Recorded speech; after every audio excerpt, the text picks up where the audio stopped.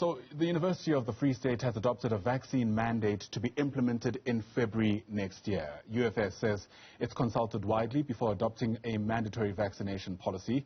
In fact, the University of the Witwatersrand and the Western Cape University have also announced earlier that their vaccination mandates will take effect from January next year. The University of Cape Town, in fact, opened this door. They made that announcement back in October.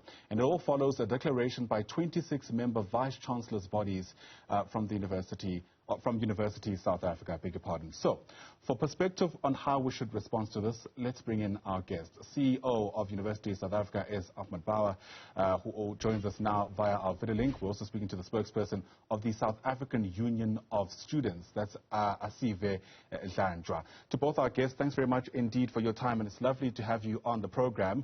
I'll say up front that we know that you're both on opposing sides on whether or not these mandates should be introduced. So, Prof. Bawa, let me begin with you. Help us carve out what the objective behind these policies actually is. I think we have to begin, with the idea that the universities are desperate to bring their students back onto campus, and to do it, of course, in the safest possible way, and to try and ensure that, that the best evidence is used, like in coming to conclusions as to how to do that. On the basis of that, and recognizing that the universities sort of congregate settings, that they bring together thousands of students and staff into common spaces, if you like. It's on that basis that individual universities have made choices about the way in which they're going to bring their students back. So that's the bottom line, I think. It's an issue around safety, ensuring that, that the dictates of the Occupational Safety Act and so on are obeyed. And then thirdly, it's to contribute to the national project of trying to ensure that we don't have sort of severe outbreaks on our campuses. So I think I'll stop there. And I just want to emphasize that, there isn't a single university position on this. I mean, so each university has really carved out its own approach to this issue, it seems to me. Right. I hope that's a good... Right. Asive, let me get your initial remarks on this issue. I mean, the thrust of the conversation has really been about increasing public health safety, even in environments like universities. With that in mind, why is the union, the student body that you represent, pushing back against this move? Good evening to you, Ayanda, and your viewers. I think I must start firstly by clarifying that we are not opposed to the vaccinations. In fact, if anything, we have been working tirelessly to ensure that as many students as possible, if possible, that even all of them are able to take that vaccine. We agree with the principles as also presented by Prof. Bawa and also the institutions. We agree completely with the principles. And the principles are around the saving of lives and ensuring that we get back, and at least we get institutions back to as normal as they can be in terms of issues of contact learning and having students back on campus, etc., etc. So we agree completely with that. We are not opposed and we are not pushing back against the vaccinations. We have been working tirelessly every day to ensure that, in fact, Prof. From Higher Health, he will tell you how we have been working glove in hand, Prof. Ramnik, to ensure that we are rolling out vaccination drives across institutions in the country to ensure that as many students as possible are able to vaccinate. What we do not agree with is that students must be forced and coerced into vaccinating against their constitutional agency to determine so. And I will explain as the interview goes why we are opposed to students being coerced to vaccinating. Other than that, we completely agree that students should be vaccinated. Well, there's no better time than the present. Give us an idea of why that is.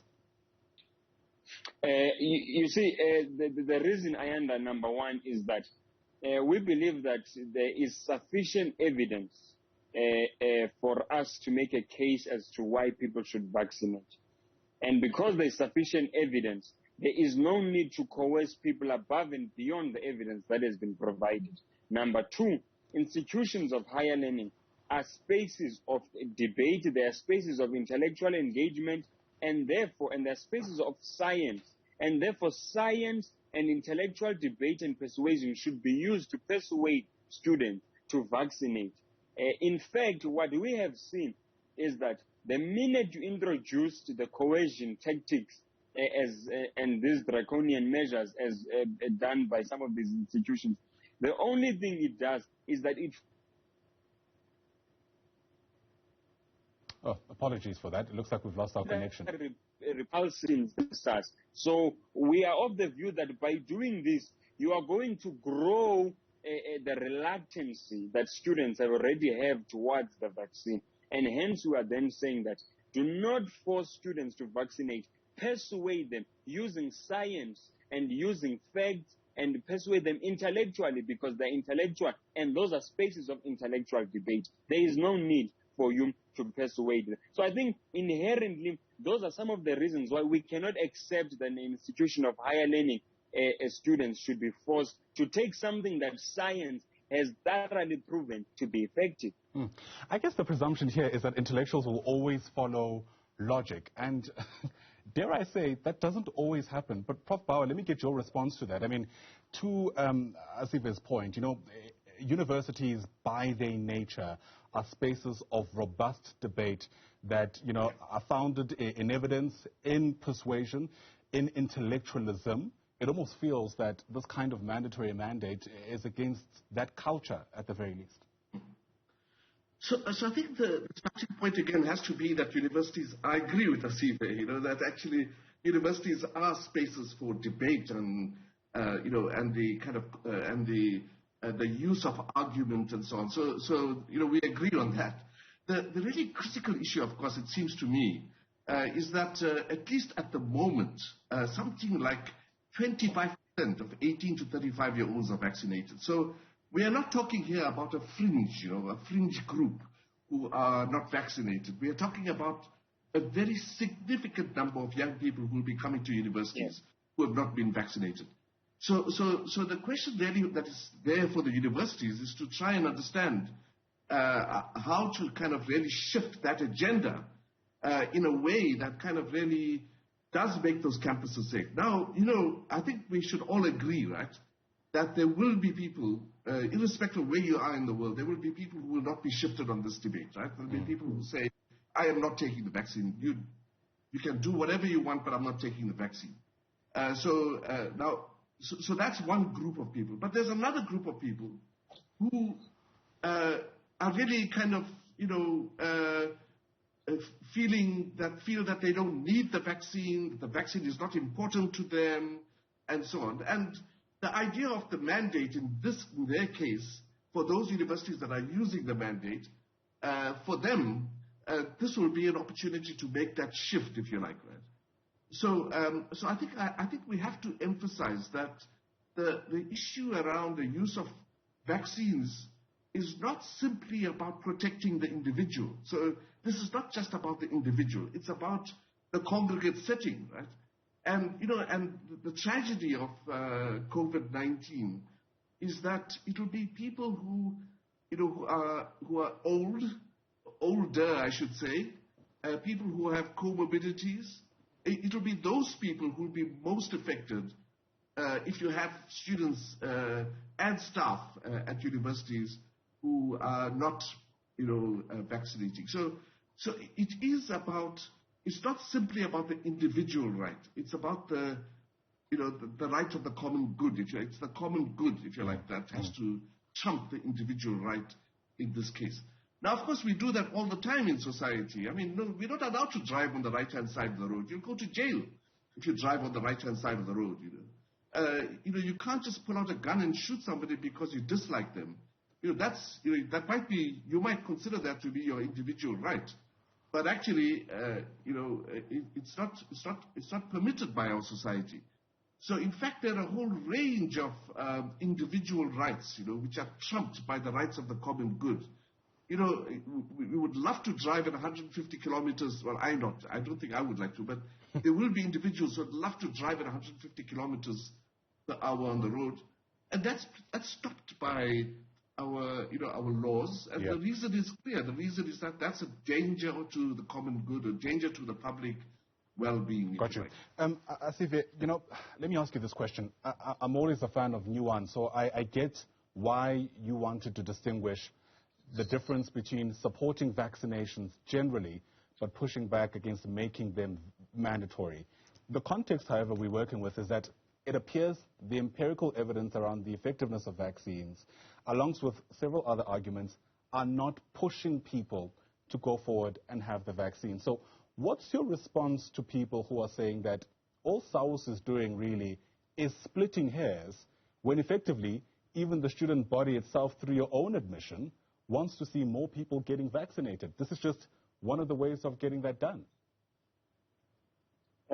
You see, I think I will spring off from also from Bawa's response, and it speaks to the reluctance that they have seen. In fact, that numbers have shown, etc. It is precisely because of the reluctance that we have seen and the slow adoption rate that we believe that, in fact, if so many people still have not taken the vaccine, it can only tell us one thing, that we have not been able to sufficiently convince people as to why they should be able to take the vaccines. Now, the only thing you do by forcing people, as I've already said before, you only make them further, you only make this issue of the vaccination further repulsive to students. It's not splitting hairs. We have a responsibility, much like, you see, COVID. There was no COVID 2-3 years ago. Hopefully there'll be no COVID 2-3 years to come. But one thing that must remain and we have to protect, it is the constitutional right of citizens, in particular the students that we represent. So we are not going to substitute the constitutional right of students for where we find ourselves right now. We are saying, if I ask Prof. Bawa this question, how many of the 26 universities have been involved in intensive drives to vaccinate? In fact, before you even, because once you legislate this issue of the vaccination, then you are going to have to start introducing punitive measures, like Prof. Bawa says, with the driving, etc., etc. Are you now going to criminalize and exclude students on the basis of the fact that they do not want to vaccinate? Is that where we are leading to? Is that the road that we are leading to? So my point is that how many institutions have been actively involved in ensuring that day in and day out they're encouraging and they're incentivizing? We agree you can incentivize. We went to NMU the other time to do this drive, brought an artist, had a little show, had T-shirts, etc. And we saw the biggest numbers we've ever seen, people coming to vaccinate. It is not difficult. It is that institutions are lazy to apply themselves. Got you. How many of them have used the necessary incentives, and how many of them can confidently say, we have tried absolutely everything. We have set up vaccination stations on campus. We have set up vaccination on off campus. None of them, in fact, none of them, majority of them have not done this. But they want to take the easy route and criminalize students. We are not going to allow that. Got you. I'm out of time, but Prof. Bawa, very quickly, did the universities that have mandated vaccines put the cart before the horse in a context where government hasn't necessarily pronounced on such an issue yet? No, I don't think so. We've done the studies on this, and we think that there's a complete right of the councils of universities to make decisions of this nature. And of course, we are in constant contact with the Department of Education, Training, and so on. I'll just make one very quick point, Ayanda. That is that the constitutional right of students not to take the vaccine affects the constitutional right of others who want to protect their lives. And that's a very critical point, right? And, and we can certainly begin, all the universities, by the way, have been working on building, the interest of students to take the vaccines. So it's not that that's not happening. The question really relies on the point that there's a reluctance amongst young people to take the vaccine. And we're seeing that in the national figure. Sure. We were never going to ventilate all the issues, really, in the time we have together. But thanks very much for giving us the scaffolding. I imagine there's going to be a lot more debates around whether or not this move makes sense.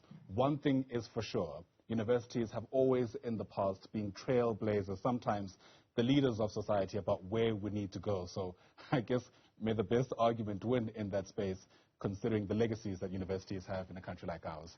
To both of you, thanks very much indeed for speaking to us. Professor Ahmed Bawa is the CEO of University South Africa. Also joining us there is the spokesperson of the South African Union of Students, Asive Dlanjwa. To both of you once again, appreciate your time.